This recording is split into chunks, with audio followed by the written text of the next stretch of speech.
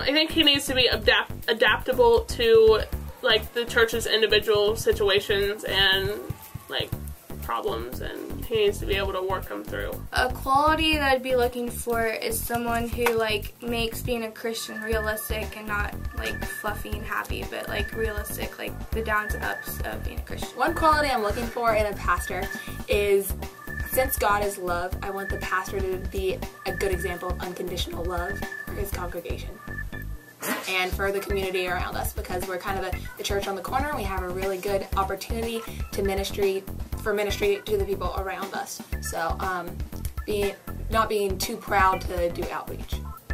Well, I definitely want a pastor who's open to new ideas, but also he's not going to get railroaded by everybody else.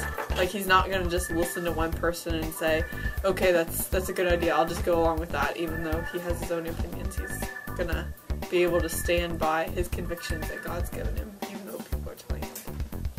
Okay, so one quality I'm looking for a pastor, I guess, would be, like, he leads by example. He doesn't just tell us things and not do them. He's into ministry and he's into other people's lives, like the congregation, and so he really sets a good example for everyone in the congregation.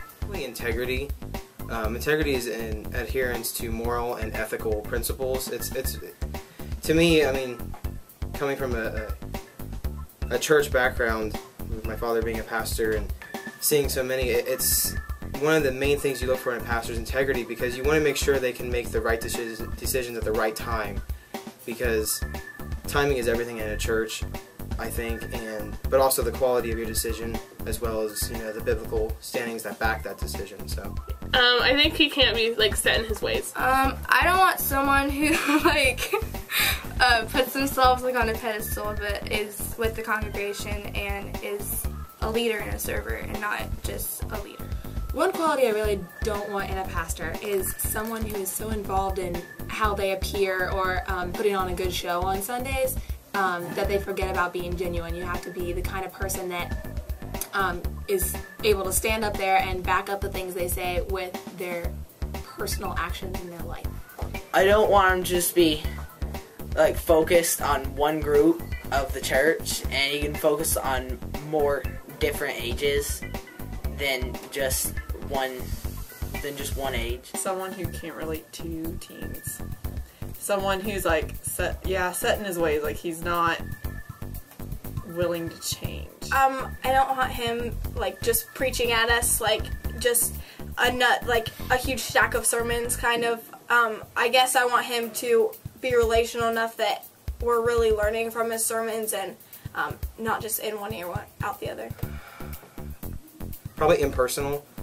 I mean, you want a pastor that's not only going to stand up on a stage behind a pulpit and, you know, preach a sermon and then just go off to an office or just go home. I mean, you want someone who's going to interact, who doesn't only just preach the word but lives it as well in his daily life. He needs to be fun and, like, outgoing and yeah, fun and outgoing. Personality would be, like, being able to crack a joke, because that would get my attention. Like, a joke would be good, because then I'm focused. And it makes the sermon more entertaining and, like, eye-catching. The ability to self-sacrifice and a dedication to supporting members of the congregation, especially those that are involved in programs in the church. Like, we have a lot of different things going on here, like whether it's upward basketball or children's ministry or music. The pastor should not be above going and involving himself in every single one of those activities and setting a good example for supporting our congregation. He'll, like, do a bunch of church activities, not just what happens on Sunday.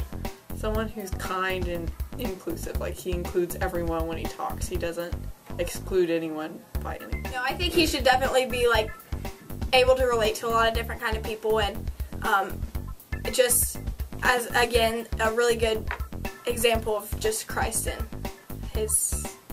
in everything he does. It'd probably go along the same line. It's just outgoing. Someone who's not only a leader but also a servant. Someone who's overall just a friend.